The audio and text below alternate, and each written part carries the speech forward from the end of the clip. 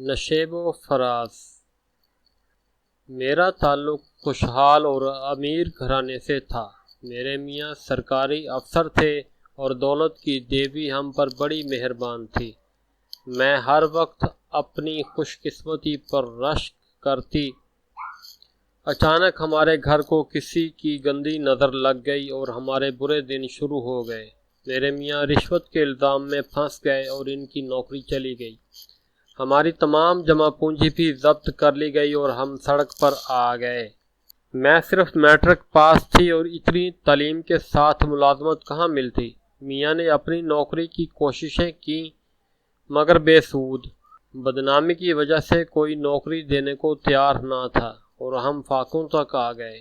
رشتہ داروں نے کچھ عرصہ مدد کی مگر کب تک۔ ایک دن اسی مایوسی کے عالم میں میاں گھر سے یہ کہہ کر نکل گئے کہ آج کام کا انتظام نہ ہوا تو واپس لوٹ کر نہیں آؤں گا۔ میں تمام دن روتی پیٹتی میاں کی سلامتی کی دعائیں مانگتی رہی۔ جب شام ہوئی تو میاں واپس گھر آ گئے مگر ساتھ میں ایک عورت بھی تھی۔ وہ شوہر کے ساتھ ہی اندر چلی آئی تھی۔ میں نے کرسی کی طرف اشارہ کر کے بیٹھنے کا کہا تو وہ کچھ گھبرا رہی تھی۔ شوہر نے اسے تذبذب میں دیکھا تو بولے، مریم گھبراؤ نہیں، یہ تمہارا اپنا ہی گھر ہے۔ نگہت بہت اچھی عورت ہے، یہ تم سے سوکن والا سلوک نہیں بلکہ بہنوں والا سلوک کرے گی۔ یہ الفاظ سنتے ہی میرے پیروں تلے سے زمین کھسک گئی۔ جہاں کھڑی تھی وہیں بیٹھ گئی۔ سوکن کا لفظ پگھلے ہوئے شیشے کی طرح میرے کانوں میں اترنے لگا۔ یا خدایا، یہ کیا عذاب میرے اوپر نازل ہو گیا۔ میں نے تو اپنی خوشحالی کی دعا مانگی تھی اور یہ میرے اوپر سوکن نازل ہو گئی۔ میں چپ چاپ گمسم بیٹھی تھی کہ میاں نے جھنجھوڑا اور کہا، نگہت کیا ہوا؟ اگر یہ آ گئی ہے تو اپنی قسمت ساتھ لائی ہے اور ہر کوئی اپنی قسمت کا کھاتا ہے۔ تیری قسمت اور بچوں کے نصیب پر تو مہر لگ چکی۔ اس کو اس وجہ سے ساتھ لایا ہوں کہ شاید اس کے نصیب سے ہمیں اور ہمارے بچوں کو کھانے کو کچھ مل جائے۔ اور ہوا بھی یوں ہی۔ مریم کے آتے ہی ہماری تنگ دستی دور ہونے لگی۔ مریم کسی کمپنی میں ملازم تھی لیکن وہ ملازمت پر اس طرح تیار ہو کر جاتی تھی جیسے کسی شریف اور باحیا کو زبردستی بناؤ سنگھار پر مجبور کر کے ڈیوٹی پر بھیجا جا رہا ہو۔ آتے ہی پڑھ کر سو جاتی۔ میں نے میاں سے پوچھا، آخر یہ کیسی ملازمت ہے؟ بولے، ایک بڑی کمپنی میں ریسیپشنسٹ ہے۔ یہ ملٹی نیشنل کمپنی ہے، تنخواہ بہت ہے لیکن ڈیوٹی رات کو بھی کرنا پڑتی ہے۔ وہ کیوں؟ مستقل رات کی ڈیوٹی کیوں لگتی ہے؟ میاں بولے، وہ اس لیے کہ اکثر یورپی ممالک کے یہاں دن ہوتا ہے تب ہمارے ملک میں رات ہوتی ہے، اس وجہ سے یہاں رات کو کام کرنا پڑتا ہے۔ مجھ کو اپنے میاں کی بات سمجھ تو نہ آئی لیکن چپ ہو رہی۔ مجھے اس سے کیا تکلیف تھی؟ رات کو میرے میاں میرے پاس ہی ہوتے تھے اور میرے گھر کے کسی معاملے میں دخل نہ دیتی تھی۔ صرف دوپہر کا کھانا کھاتی، صبح کا ناشتہ اور رات کا کھانا باہر سے کھاتی تھی۔ وہ ہم سے کچھ نہ مانگتی، نہ کوئی جھگڑے والی بات کرتی۔ میرے میاں سے اس کا تعلق بھی بس بات چیت کی حد تک تھا۔ باہر کہیں ملتے ہوں تو خدا معلوم، میں نے کبھی ان کی جاسوسی نہیں کی اور نہ کر سکتی تھی۔ میں تو گھر کی چار دیواری میں رہنے والی عورت تھی۔ چھٹی والے دن وہ اپنے سارے کام خود کرتی، کپڑے استری کرتی، کمرے کی صفائی کرتی، دل کرتا تو اپنی پسند کا کچھ اپنے لیے بنا لیتی، ورنہ دوسرے کاموں میں میرا ہاتھ بٹاتی۔ اس کے قدم ایسے مبارک تھے کہ ہمارے گھر میں پھر سے دولت کی ریل پیل ہو گئی۔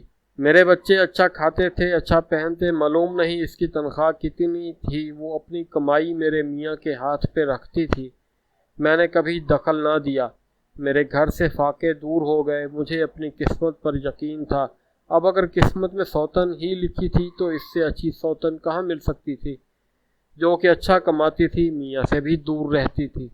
میاں نے بتایا تھا کہ اس نے ایک مجبور بے سہارا کو سہارا دیا تھا۔ مجھے صرف ایک چیز کھٹکتی تھی کہ یہ عورت نئے اور عمدہ کپڑے پہنتی تھی، کہیں میرے میاں نہ بدل جائیں۔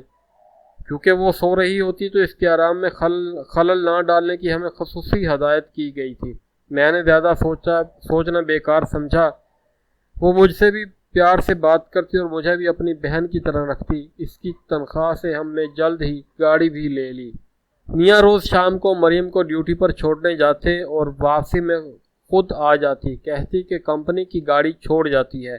وقت گزرتا رہا، میرے بچے بڑے ہو گئے، وہ مجھے امی اور مریم کو چھوٹی امی کہا کرتے تھے۔ وقت گزرتا رہا، ہم پھر سے خوشحال ہو گئے۔ کچھ عرصے بعد میرے میاں اور مریم کے درمیان لڑائی ہو گئی۔ جانے کیا بات تھی، مریم اس دن ڈیوٹی پہ بھی نہ گئی اور اگلے بھی کئی دن بستر پر پڑی رہی۔ میرا میاں مناتا رہا مگر وہ نہ مانتی اور روتی رہتی۔ ایک دن جھگڑا حد سے بڑھا، بچے سکول تھے اور میں کچن میں۔ میرے میاں نے اس پر ہاتھ اٹھایا۔ میں بھاگی بھاگی کچن سے ان کے کمرے میں گئی، دیکھا تو میرے میاں اس پر مار پیٹ کر رہے تھے۔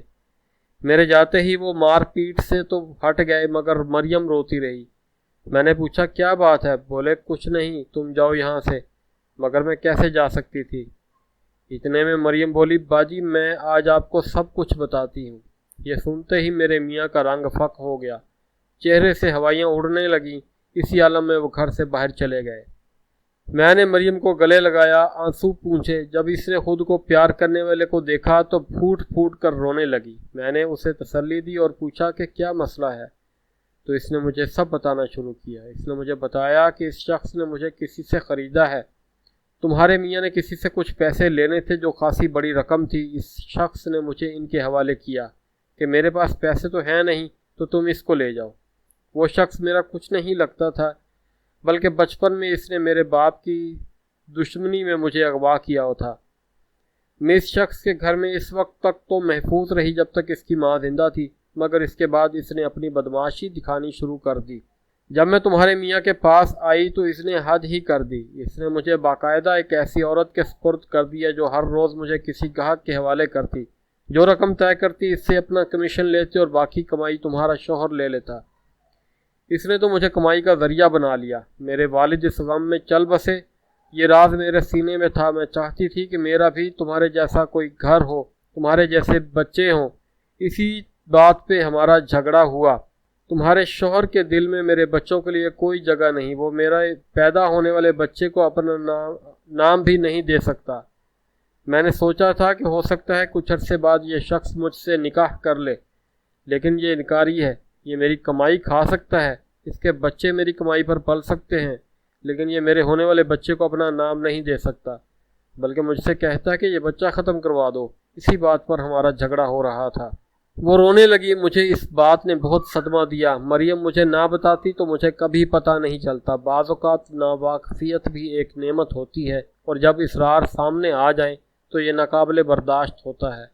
جس شخص کو میں مجازی خدا جان کر پوجا کرتی رہی، وہ اتنا گھٹیا شخص نکلا، مجھے اندازہ ہی نہیں تھا۔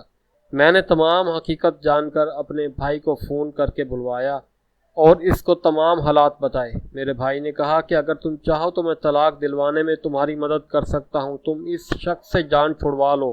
اگر یہ کسی اور عورت کے ساتھ ایسا کر سکتا ہے تو یہ تمہارے ساتھ بھی یہ کر سکتا ہے۔ مجھے بھی اس مرد کا اعتبار نہیں رہا تھا، اس لیے میں نے بھائی کی بات مانی اور طلاق لے لی۔ بچوں کو لے کر میں بھائی کے گھر آ گئی۔ بھائی کا اپنا کام کچھ بھی بہت زیادہ اچھا نہ تھا، وہ ایک مل میں کام کرتے تھے۔ کچھ عرصے بعد میرے بیٹے کی تعلیم مکمل ہوئی تو بھائی نے اسے بھی مل میں لگوا دیا۔ اس طرح ہمارے کنبے کو کفیل میسر آ گیا۔ مریم کی شادی بھائی نے اپنے ایک دوست سے کروا دی جس کی پہلے سے ایک بچی تھی اور بیوی فوت ہو چکی تھی۔ وہ بھی مل میں ملازم تھا، تنخواہ زیادہ نہ تھی، مگر پھر بھی مریم بہت خوش تھی کہ اس کو اپنا گھر اور اپنی عزت کا رکھوالا مل گیا۔ کہتے ہیں کہ عورت اگر شریف ہو تو غربت میں بھی گزارا کر لیتی ہے۔ مریم کے ساتھ بھی ایسا ہی ہوا اور اب وہ اپنی زندگی ہنسی خوشی گزار رہی ہے۔